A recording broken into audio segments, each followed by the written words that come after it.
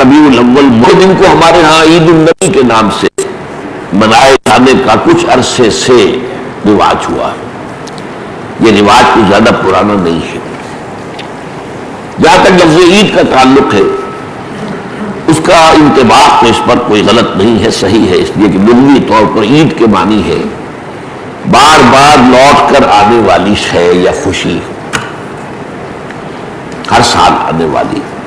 عید الفطر ہر سال آتی ہے، عید الاضحیٰ ہر سال آتی ہے، عاد یعود لوٹنا، تو عید اسی سے بنا، لوٹ لوٹ کر آنے والی، پلٹ پلٹ کر آنے والی۔ اس اعتبار سے تو یہ یقیناً یوم عید ہے، لیکن یہ اصل میں اس کے لیے اس کا استعمال جو ہے یہ بہت ہی تھوڑے عرصے قبل شروع ہوا ہے، یہ کوئی قدیم بات نہیں ہے۔ اول تو یہ کہ حضور کی ولادت جو ہے 12 ربیع الاول متفق علیہ نہیں ہے، حضور کی ولادت کی تاریخ طے نہیں ہے۔ مہینہ تو طے ہے کہ ربیع الاول تھا، اس میں کسی شک و شبہ کی گنجائش نہیں، لیکن تاریخ متفق علیہ نہیں ہے۔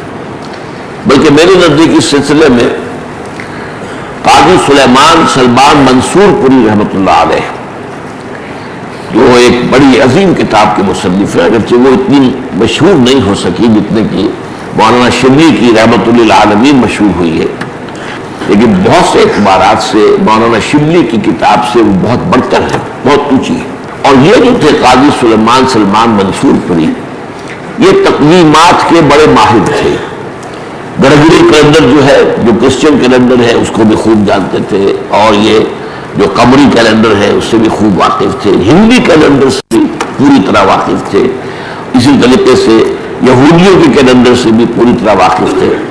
تو اس میدان میں ان کا خاص چونکہ معاملہ تھا، تو انہوں نے طے کیا ہے یہ، اور میں اسی سے متفق ہوں کہ حضور کی تاریخ پیدائش 9 ربیع الاول تھی۔ البتہ آپ کی تاریخ وفات متفق علیہ ہے 12 ربیع الاول۔ 12 ربیع الاول اصل میں حضور کے انتقال کا دن ہے، اور یہ مجھے تو یاد ہے اپنے بچپن کے اندر، میرا بچپن جو ہے کوئی 100 سال پرانا تو نہیں ہے، یوں سمجھیے کہ پاکستان کے قیام سے پہلے تک یہ ہمارے ہاں 12 وفات کے طور پر منایا جاتا تھا، اس کا نام ہی تھا 12 وفات۔ 12 وفات، 12 ربیع الاول جو حضور کا یوم وفات ہے، اس میں کوئی جشن کا تصور نہیں تھا، کوئی دھوم دھڑکا نہیں تھا، کوئی جلوس نہیں تھے۔ ہاں ضرور ہے کہ کبھی جلسے ہو جاتے تھے، کوئی میلاد کی محفلیں ہوتی تھی، لیکن میلاد کی محفلیں جو ہے وہ صرف یوم ولادت کو نہیں ہوتی تھی، وہ تو گویا کہ ہمارے ہاں کی ایک تہذیب کا ایک جز بن گیا تھا، خاص طور پر خواتین کے لیے، اور وہ تعلیم بالغہ کا ایک اچھا ذریعہ تھا۔ تو اس دن کیا کرتے تھے کہ کھانا پکا کر بڑے پیمانے پر غریبوں کو کھلایا جاتا تھا، بس یہ اس کی ایک جو تھی وہ صورت تھی، باقی یہ کہ اس کے علاوہ کوئی دھوم دھڑکا اور کوئی اس کو عید قرار دینا جو ہے وہ موجود نہیں تھا۔ اس اعتبار سے غور کیا جائے ہمارے لیے ان چیزوں میں سوچنے کا ایک ہے مقام ہے کہ کچھ چیزیں، البتہ یہ کہا گیا ہے، میں اس میں یقین سے نہیں کہہ سکتا کہ اس کی جو ایجاد کی گئی ہے عید میلاد النبی کی حیثیت سے، ان کے موجد جو ہے مولانا احمد رضا خان بریلوی ہے۔ اس کی وجہ کیا تھی؟ اس وقت جو ہے شیعہ سنی کچھ معاملہ مسابقت کا شدت اختیار کر گیا تھا۔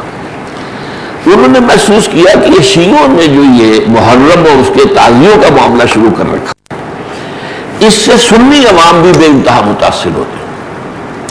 اس میں دھوم دھڑکا ہوتا ہے، اس پٹے کھیلے جاتے تھے، اس میں طرح طرح کے ساتھ تماشے ہوتے تھے، یہ وہ پرانے آج کل نہیں ہوتے وہ چیزیں، لیکن خبر بچپن میں یاد ہے کہ وہ جو ہے وہ پٹے کھیلے جا رہے ہیں، تو گویا کہ شمشیر سنی کے مظاہرے ہو رہے ہیں، تو سب جاتے تھے، ہم بھی جاتے تھے، جا کر دیکھتے تھے، سب مسلمان شریک ہوتے تھے۔ اب اس زمین میں جو بھی کچھ بیان کیا جاتا تھا وہ اس کا ظاہر بات ہے کہ ہمارے ذہنوں پر، ہمارے تحت شعور پر اثر پڑ رہا تھا۔ تو یہ جو ہے اس کا ایک دعویٰ کرنے کے لیے کہ اس کا علاج ہم سنی بھی کریں، تو کوئی ایسی ہی چیز ہونی چاہیے جو لوگوں کی دلچسپی کا ذریعہ بن جائے، موجب بن جائے، اور لوگ اس کے اندر ذوق شریک ہوں۔ تو یہ میلاد النبی کے جلوس جو ہے، ان کے موجد جو ہے مولانا احمد رضا خان بریلوی ہے۔ بہرحال یہ بات تو میں نے ایک ٹیکنیکل انداز سے آپ سے کہی ہے، بہرحال یہ دن خوشی کا دن ہے، ولادت کا دن ہے۔ تو یہ چند باتیں تو میں نے کی ہے۔ آج اس عید میلاد النبی کے نام کے حوالے سے اس کا پس منظر کیا ہے؟